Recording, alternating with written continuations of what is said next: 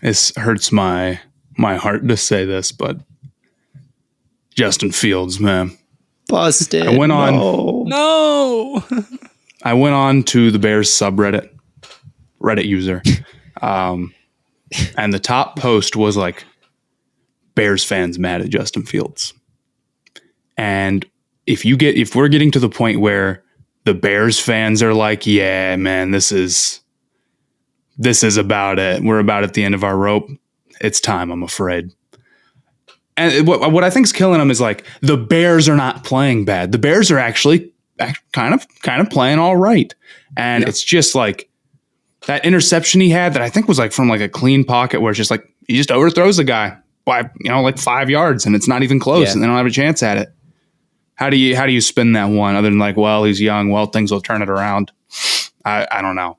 I think that playing at Ohio State, I kind of buy into the Ohio State quarterback, not a good thing. Playing, I know. This is my new. I do not think that playing behind this unbelievable offensive line against teams that have absolutely no hope against you and play like it's the 1970s or whatever, and like just having all day to throw and all your guys are wide open. I don't think that helps you translate to then all of a sudden you're on the Bears and you have to deal with, the speed of the game and like the pressure. He doesn't handle it well. He just looks like the game's a little too fast for him.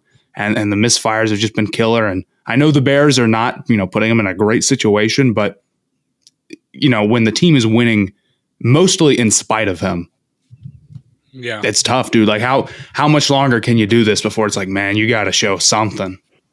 I did not think the Bears deserved to win today. Like there were so many points. Like they got out of there with the dub and like good for them.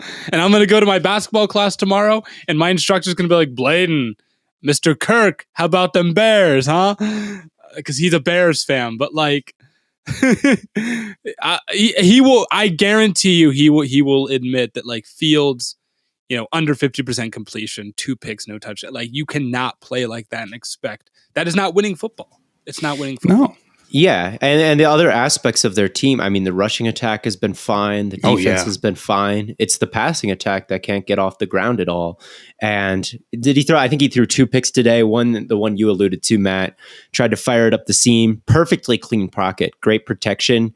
Could set up and throw. He had an open guy, and he just missed him.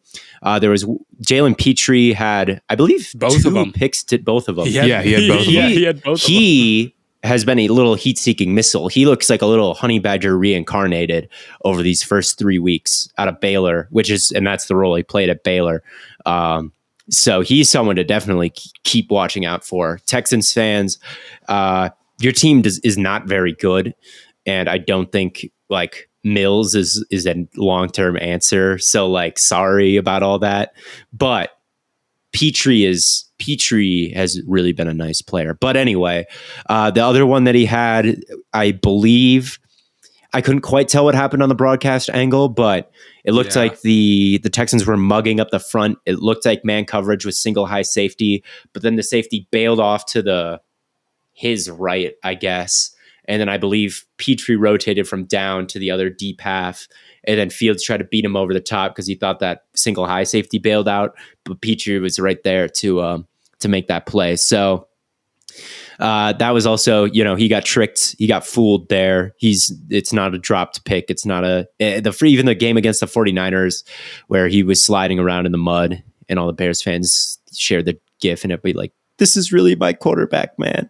He had 19 yards at halftime there before the rain really even picked up.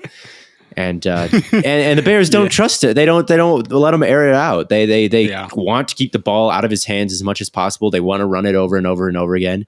And as much as the reporting might be, oh, they like Justin Fields. Oh, they trust Justin Fields. It's like, well, they're not showing that on the they're not letting him throw it. They're trying to keep it out of his hands and they have good running. But like Khalil Herbert went crazy today. Yeah, he had a great game. So, yeah, Khalil Herbert's kind of nice. He is kind of nice too. So yeah, Fields has been holding back the Bears this far. And like last year, Trevor Lawrence didn't throw a touchdown for however long. He had a horrible stat line. But at least with him, I could look at him and I was swearing up and down, like, that guy's still good. Look at his pocket presence. Look at his high-end arm strength. Look at some of the throws he was making. I don't feel that way about Justin Fields. I don't feel like, oh man, like the situation is bad. Obviously, the situation is bad, but it's like, he's not flashing like Lawrence was last year. Right. Lawrence was in a far worse position last year. And we talk about like Allen threw it 63 times or whatever today. Fields threw it 17. The Bears ran the ball 40 times. Yeah, 40. They want to keep it out of his hands, and it's a good idea. If Fields had to throw it like 50 times in a game, I can't even imagine what would happen right now. It would be... I can't imagine what would happen right now, actually. It would be bad. So, yeah, they try to keep it out of his hands, and what limited throw, he's still making bad mistakes on the limited number of throws he does attempt. So I agree, Matt.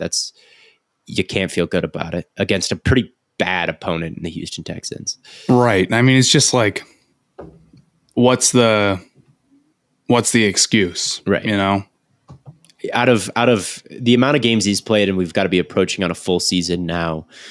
I mean, how many times has he had under 100 yards passing, you know, and like his passer rating is like 33 or something right now.